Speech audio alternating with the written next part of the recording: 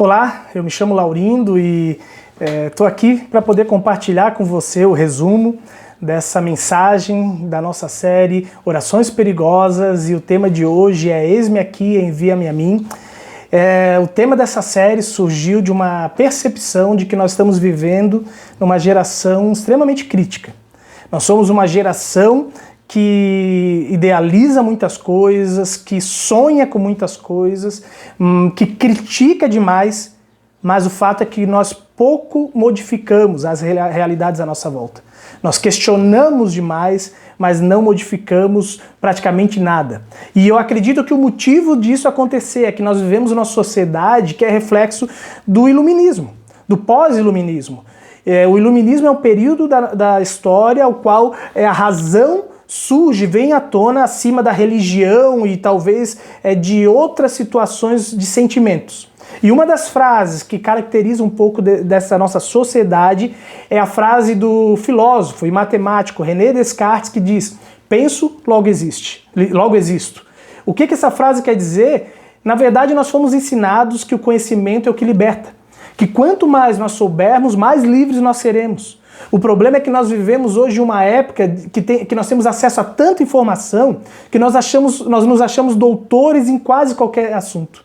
Todos nós nos achamos médicos, teólogos, cientistas políticos, nutricionistas, psicólogos, e agora em novembro todos nós seremos treinadores da seleção brasileira.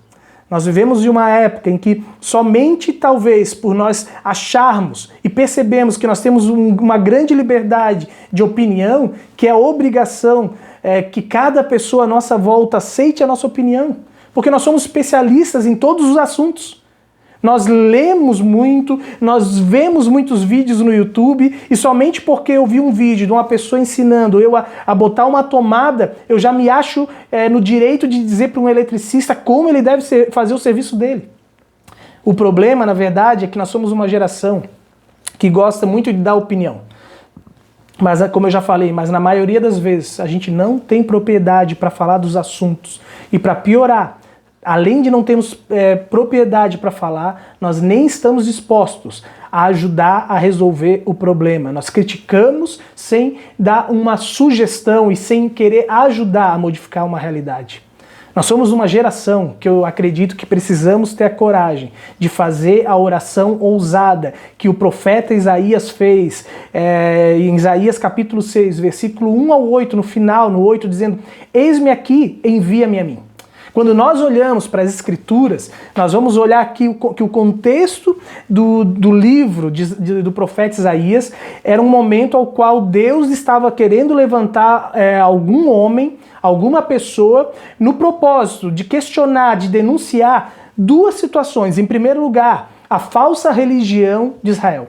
O povo de Israel estava se desviando, os ritos cultuais, os seus espaços de adoração estavam sendo muito mais importantes no sentido de busca de algo santo do que o próprio estilo de vida. E por isso, lá em Isaías capítulo 1, versículo 13, 16 e 17, Deus fala: parem de trazer ofertas inúteis, o incenso é coisa nojenta para mim, luas novas, sábados, assembleia, não suporto injustiça junto com solenidade. Lavem-se, purifiquem, tirem de minha vista as maldades que vocês praticam, parem de fazer mal, aprendam a fazer o bem, busquem o direito, socorram o oprimido, façam justiça ao oprimido, façam justiça ao órfão, defenda a causa da viúva. Então Deus vem aqui e diz para eles: presta atenção, os cultos de vocês, os encontros de adoração já não fazem mais sentido, porque não transforma em nada a realidade, a vivência de vocês no dia a dia.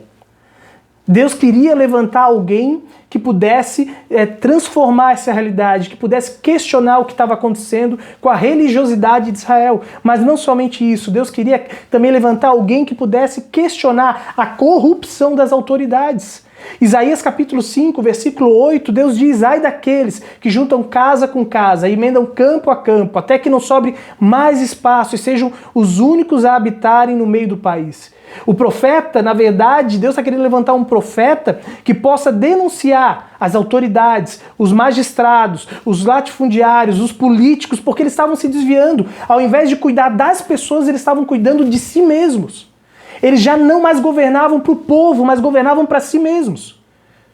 Eu não sei se você percebe semelhanças, talvez, com a nossa época. E Deus estava querendo levantar homens, mulheres, que não estivessem mais juntos dessa realidade, vivendo dentro de uma religião dessa maneira e sendo autoridades semelhantes a essas do povo de Israel. E por isso, então, Deus resolve levantar Isaías para justamente transformar essa realidade. E o modo como Deus faz isso, como Deus chama, vocaciona Isaías, era um momento de culto. É num desses momentos que justamente Deus estava trabalhando e reunindo o povo e Deus resolve falar com Isaías. Isaías, ele era um profeta e isso quer dizer que antes desse livro ele já tinha um relacionamento com Deus profundo, ele já tinha uma caminhada de oração, ele já vivia na busca por Deus. Ele era alguém que já era chamado por Deus dia após dia a denunciar pecados. Mas de modo especial, Deus aqui resolve chamar a atenção dele de uma forma especial, de que ele talvez não estava se dando por conta quem poderia transformar a realidade. E nós vamos ver que através de 3 situações durante esse culto, 3 acontecimentos, Isaías é chamado e vocacionado por Deus. Em primeiro lugar, Isaías aqui nesse texto de Isaías 6, 1 até o 8, ele tem um encontro verdadeiro com Deus. Eu vou ler aqui primeiro só do 1 ao 4. Ali é dito: no ano da morte do rei Uzias, eu vi o Senhor assentado sobre um alto e sublime trono, e as abas de suas vestes encheu o templo. Os umbrais das portas se moveram com a voz do que clamava, e o templo se encheu de fumaça. Então presta atenção, 2 coisas aqui acontecem. Neste dia que Isaías estava no espaço de culto no templo, ele viu o Senhor assentado no alto e sublime trono, e as abas de suas vestes de Deus enchiam o templo, ele estava no templo. Então Deus quis revelar a ele de uma maneira sobrenatural. Ele viu as vestes de Deus enchendo o templo, uma fumaça enchendo o templo, então de uma maneira que ele nunca tinha visto Deus se revelar, Deus se revela.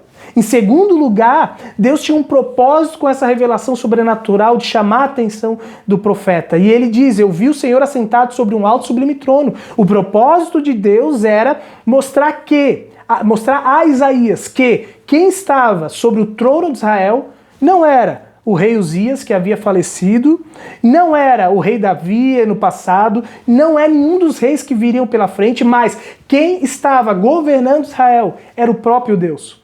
Ainda que talvez Isaías não estava mais percebendo isso. Segundo lugar, quando Isaías tem esse encontro com esse Deus que é santo, perfeito, que os próprios anjos cantam, santo, santo, santo é o Senhor, ele acaba tendo um verdadeiro encontro com ele mesmo. Isaías 6, versículos 5 e 7, diz: Isaías fala, ai de mim, estou perdido, porque sou homem de lábios impuros, e os meus olhos viram o Rei, o Senhor dos exércitos. Então um dos serafins voou para mim, trazendo brasa viva, que havia tirado do altar, com uma pinça, com uma brasa, tocou os seus lábios. Então o que acontece?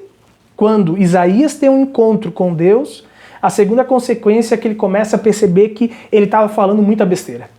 Eu acredito que o motivo pelo qual ele reconhece aqui que ele é um homem de lábios impuros é que provavelmente ele estava falando muita coisa, reclamando muito para Deus, justamente como profeta, como um pastor da sua época, daquilo que ele estava vendo. Reclamando do que estava acontecendo com a religião de Israel, com a adoração do povo que não era mais verdadeira, reclamando do que tinha acontecido com os políticos, com as autoridades de Israel, e que Deus não estava levantando pessoas para transformar aquela realidade. Então, o terceiro momento acontece. Na medida que Isaías reconhece que ele estava reclamando demais, que ele estava pecando por reclamar talvez de Deus, Deus vai lá e purifica o lábio dele. Deus vai lá e modifica as reclamações dele e faz com que ele se dê por conta de que ele não pode ficar mais criticando. Então, Isaías ganha um novo foco. E Deus vem no capítulo 6, versículo 8 e diz: a quem enviarei e quem há de ir por nós? Deus vem e pergunta para Isaías: e agora, Isaías? Você há muito tempo tem reclamado e perguntado para mim a quem eu vou enviar para resolver a situação de Israel. E eu pergunto para ti, de quem é a responsabilidade de mudar essa nação? Você já entendeu de quem é a responsabilidade de mudar essa nação? Você já entendeu de quem é a responsabilidade para mudar o seu casamento? Você já entendeu de quem é a responsabilidade para que haja mudança na sua família, no seu trabalho, na sua igreja? Quantas vezes nós vivemos reclamando e reclamando e reclamando e perguntando para Deus quem vai mudar, quando Ele vai levantar alguém, e Deus simplesmente está nos desafiando a fazer uma oração perigosa, assim como o profeta Isaías disse: eis-me aqui, envia-me a mim. Porque Deus, na verdade, queria estava incomodando o coração do profeta para que ele pudesse fazer essa oração perigosa. A pergunta é: você está disposto a responder a Deus: a quem enviarei? Para mudar essa situação que talvez Deus tenha trazido à tona aos seus olhos? É uma oração perigosa porque Isaías foi enviado para o meio de um povo que era uma nação que não deu ouvidos a ele, que foi levado para o cativeiro da Babilônia, que muitas vezes não queriam ouvir as suas palavras, que muitas vezes criticavam ele dizendo que ele não estava falando em nome de Deus. Mas ainda assim, ele orou essa oração e se dispôs a ser usado por Deus naquilo que Deus queria transformar. Para que Deus está te chamando hoje? Que situações Deus está trazendo à tona hoje aos seus olhos que precisam de transformação e que você está indignado e que talvez você ainda não percebeu Deus dizendo: a quem enviarei? Quem há de ir por mim? Quem há de ir por nós? Quem irá transformar essa realidade? Que Deus te abençoe e que Deus te dê coragem para orar essa oração extremamente perigosa, seja para qual for a situação que você está percebendo que precisa de transformação. Que você tenha coragem de dizer: eis-me aqui, envia-me a mim. Amém.